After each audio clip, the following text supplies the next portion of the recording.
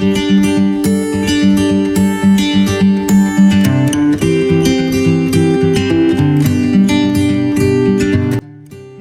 siang, Assalamualaikum warahmatullahi wabarakatuh. Saya ucapkan selamat datang kepada mahasiswa yang telah bergabung di mata kuliah ini, yaitu mata kuliah mengenai pemberdayaan masyarakat.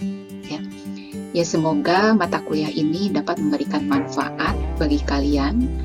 Dan tak lupa saya juga memohon kerjasama dari kalian juga agar perkuliahan ini berjalan dengan lancar dan baik, agar mendapatkan hasil yang baik pula.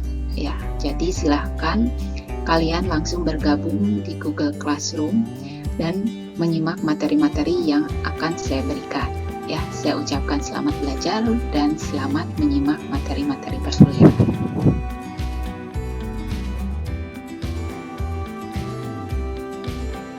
Berikut merupakan tautan untuk kita adakan pertemuan di setiap sesinya, yaitu di Google Classroom. Ya, bagi kalian yang belum masuk ke Google Classroom, silahkan langsung bergabung di Google Classroom. Ya, untuk panduan materi dan juga tugas akan saya berikan di Google Classroom. Dan bagi ada yang ingin bertanya pun, silahkan langsung di Google Classroom. Ya.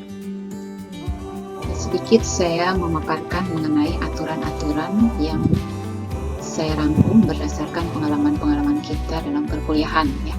Yang pertama mengenai absensi. Ya. Absensi saya berlakukan 2 kali, ya, tidak hanya di UBL Apps, tetapi juga di Google Classroom. Jadi untuk absensi kalian wajib mengisinya di UBL Apps tentunya, dan juga wajib mengisi di Google Classroom. Ya. Dan juga tentunya untuk materi perkuliahan akan saya berikan di pagi harinya. Kalian bisa menonton terlebih dahulu video pembelajarannya di YouTube yang telah saya berikan linknya. Kemudian pada saat pertemuan di siang harinya akan kita bahas sesi tanya jawab dan interaktif mengenai video pembelajarannya. Kemudian tentunya materi-materi akan saya berikan berbentuk PDF di Google Classroom. Jadi silahkan kalian mendownload materi-materi tersebut. Dan yang paling penting adalah absensi yang bermasalah. Ya. Berdasarkan pengalaman, saya harapkan kerjasama untuk kalian yang bermasalah dengan absen. Silahkan komunikasikan di awal dan jangan ragu untuk berkonsultasi dengan saya ataupun dosen lainnya di prodi. Ya, jangan sampai ketika di akhir perkuliahan, ketika nilai akan keluar, kalian protes gara-gara absensi, dan itu sangat mengganggu kinerja kami para dosen dalam menilai perkuliahan ini.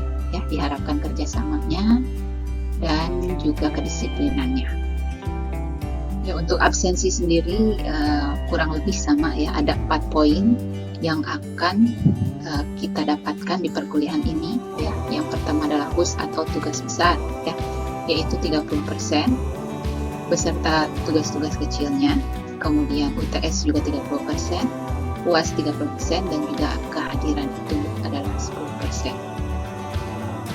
Untuk jadwal pengajaran, kita akan menempuh 16 kali pertemuan, di mana 16 kali pertemuan itu diantaranya pertemuan pertama adalah pendahuluan, kemudian konsep dasar dari pengertian fungsi falsafah prinsip dari pemberdayaan masyarakat, kemudian model pembangunan yang berbasis pemberdayaan, kemudian lingkup dan tahapan kegiatan pemberdayaan masyarakat, kemudian strategi pemberdayaan masyarakat, metode pemberdayaan masyarakat, kemudian pendekatan partisipatif dan kelompok dalam pemberdayaan masyarakat. Kemudian setelah UTS kita akan meneruskan perkuliahan dengan materi perencanaan program pemberdayaan masyarakat, kemudian identifikasi masalah dan analisis permasalahan studi kasus, kemudian solusi dan rencana program pemberdayaan, kemudian pengembangan program, kemudian motivasi, kemudian monitoring dan evaluasi, serta hasil akhirnya adalah laporan dari program studi kasus kegiatan. Sebagai pertemuan awal, saya akan menjelaskan terlebih dahulu pengantar teori yang akan kita dapatkan dalam mengetahui pengertian dari pemberdayaan masyarakat ini, ya, tujuannya apa, latar belakangnya apa. Ya, untuk pengantar mata kuliah ini saya akan menjelaskan terlebih dahulu latar belakang dan tujuan dari mata kuliah ini. Nah, pemberdayaan masyarakat itu adalah hampir sama dengan kuliah kerja nyata atau disebut dengan KKN. Ya, lebih familiar dengan KKN ini, ya, kuliah kerja nyata. Jadi pemberdayaan masyarakat ini merupakan suatu kegiatan di mana kegiatan ini sebagai salah satu penunjang untuk membantu pembangunan desa atau komunitas atau kelompok, ya. Nah, tujuannya juga tentunya asal muasalnya adalah untuk pemerataan kehidupan masyarakat, ya.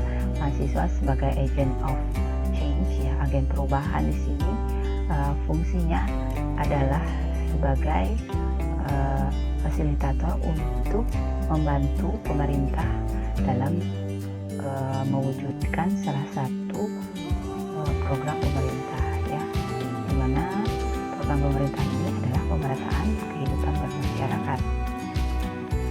Nah, kemudian tujuan dari pemberdayaan masyarakat ini adalah memberikan solusi permasalahan bagi pengembangan dan pembangunan. Nah, tentunya solusi ini juga fungsinya adalah sebagai pemekaran daerah atau perluasan dan pengembangan dari daerah.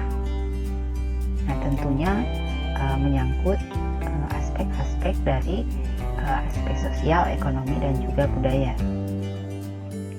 Nah, kegiatan pemberdayaan masyarakat ini dijadikan role model atau percontohan bagi kegiatan-kegiatan lain yang menyangkut dengan pembangunan daerah.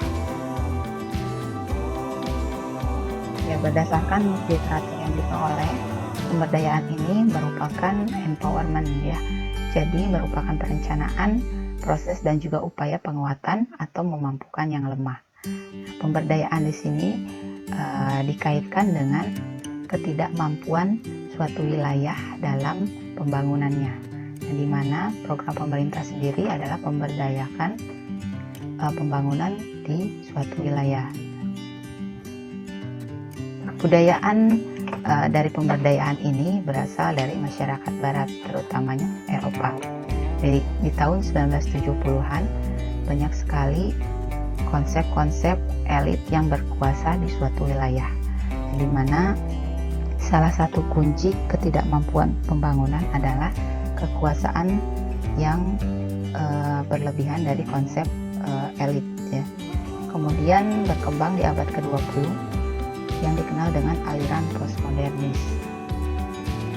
Nah, di Indonesia sendiri program pemberdayaan ini ada sejak tahun 1980-an, ya, yang dikembangkan oleh Lembaga Swadaya Masyarakat atau LSM dan juga lembaga non-pemerintahan. Ya, kemudian dikembangkan sampai sekarang menjadi program standar dari pemerintah.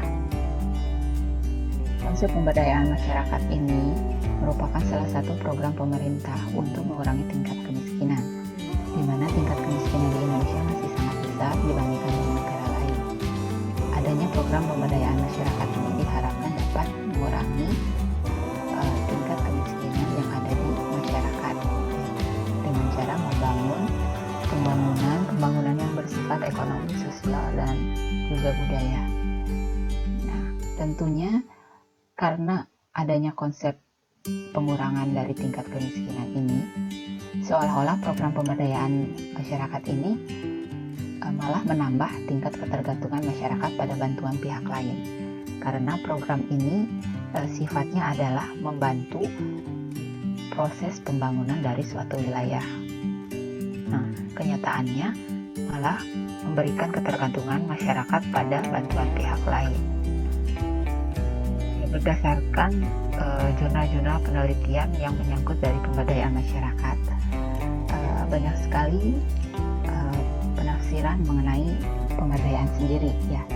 Menurut Priyono sendiri, pemberdayaan merupakan proses penguatan individu-individu atau masyarakat supaya mereka berdaya atau mampu ya. Nah, di tahun 2008 Soeharto menjelaskan bahwa pemberdayaan untuk mewujudkan perubahan sosial, yaitu membuat masyarakat atau kelompok dan juga individu menjadi cukup kuat dalam berpartisipasi untuk memenuhi kebutuhan hidupnya, baik itu fisik, ekonomi maupun sosial. Di tahun 2001, Nugroho menjelaskan bahwa pemberdayaan diaktualisasikan melalui partisipasi masyarakat dengan pendampingan yang dilakukan oleh pemerintah atau lembaga tertentu yang tujuannya untuk mentransfer ilmu edukasi, ya ilmu pengetahuan kepada kelompok masyarakat yang terorganisir. Pemberdayaan di sini sebagai proses pembangunan masyarakat. Pemberdayaan masyarakat sendiri intinya adalah sebagai pembangunan masyarakat, ya community development.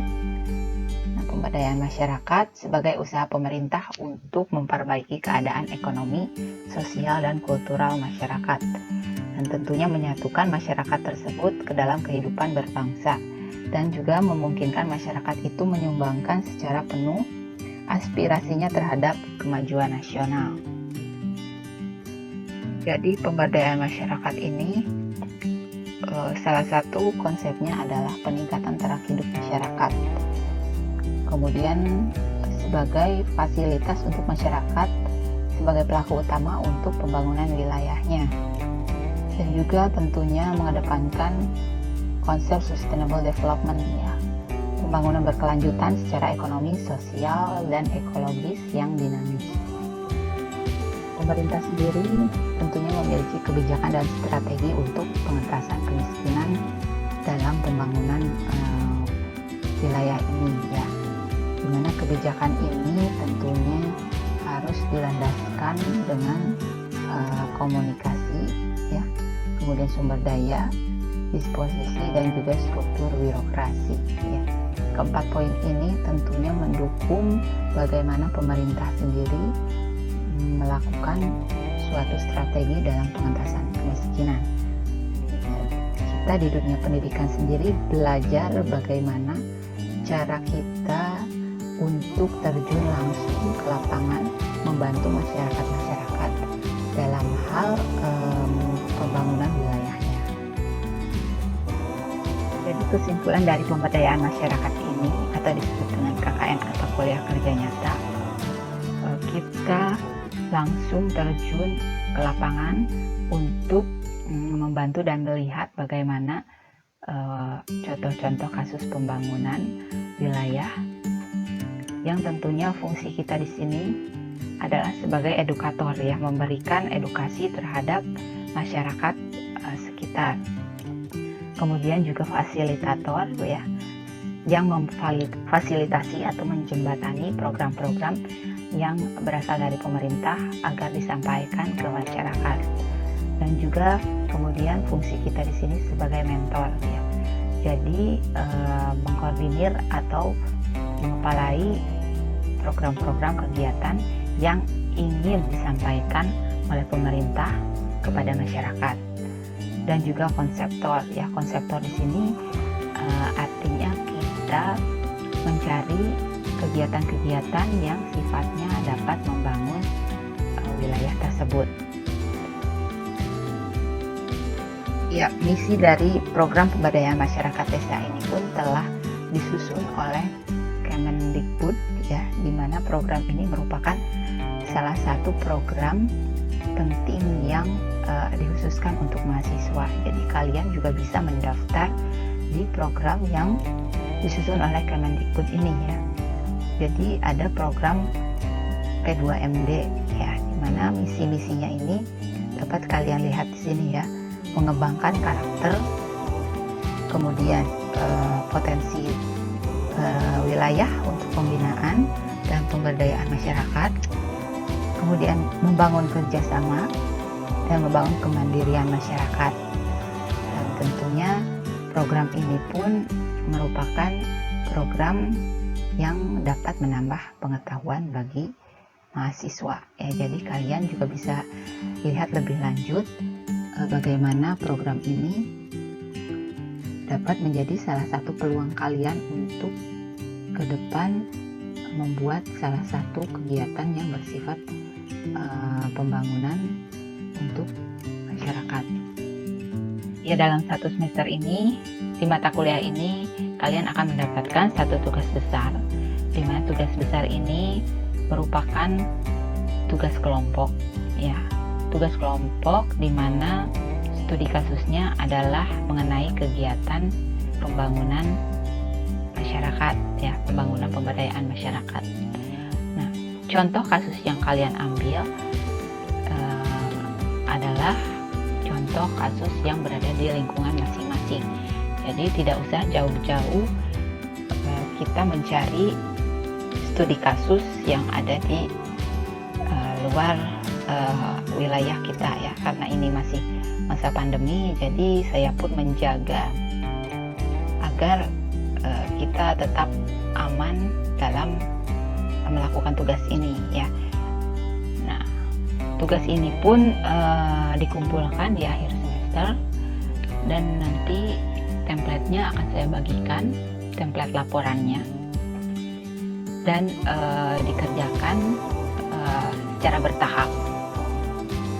Untuk laporan pemberdayaan masyarakat ini, tema yang bisa kalian ambil yaitu menyangkut tema sosial, desain, dan juga masa pandemi. Ya, mahasiswa merencanakan satu kegiatan yang berkaitan dengan kegiatan atau kehidupan sosial atau desain di masa pandemi dengan memperhatikan prokes. Ya, metodenya yang kita ambil secara keseluruhan adalah online ya. Kalian bisa menggunakan media-media online yang akan memaparkan bentuk-bentuk penyajian dari laporan ini ya. Bisa kalian membuat kegiatan penyuluhan online atau pelatihan online atau webinar online ataupun desain online. Nah, desain online sendiri misalnya kalian membuat gedung serbaguna untuk lingkungan RT atau pedesaan, atau membangun membangun fasilitas atau sarana publik bagi lingkungan pedesaan atau lingkungan RW dan sebagainya. Oke, masa kegiatannya itu adalah 1 semester ya. Jadi dan juga merupakan kegiatan berkelompok ya, 2-3 orang. Jadi silahkan kalian bagi kelompoknya masing-masing. Untuk alur kegiatan dari program pemberdayaan masyarakat ini, yang pertama adalah mencari kasus kegiatannya. Kasus kegiatannya silahkan kalian pikirkan, ambil yang terdekat dengan lingkungan perumahan atau wilayah kalian ya. Bisa lingkungan masyarakat, bisa lingkungan perumahan, bisa lingkungan pedesaan atau komunitas ataupun kelompok ya. Kemudian setelah menentukan kasus kegiatannya, kita langsung studi lapangan ya, studi langsung ke lapangan, mencari data-data seputar kegiatan. Dan tentunya kita harus juga mengantongi izin kegiatan ya, baik dari pejabat setempat maupun dari prodi sendiri. Kemudian setelah itu kita menganalisis permasalahan, kemudian proses atau solusi, dan bentuk akhirnya berupa laporan akhir yang harus dikumpulkan.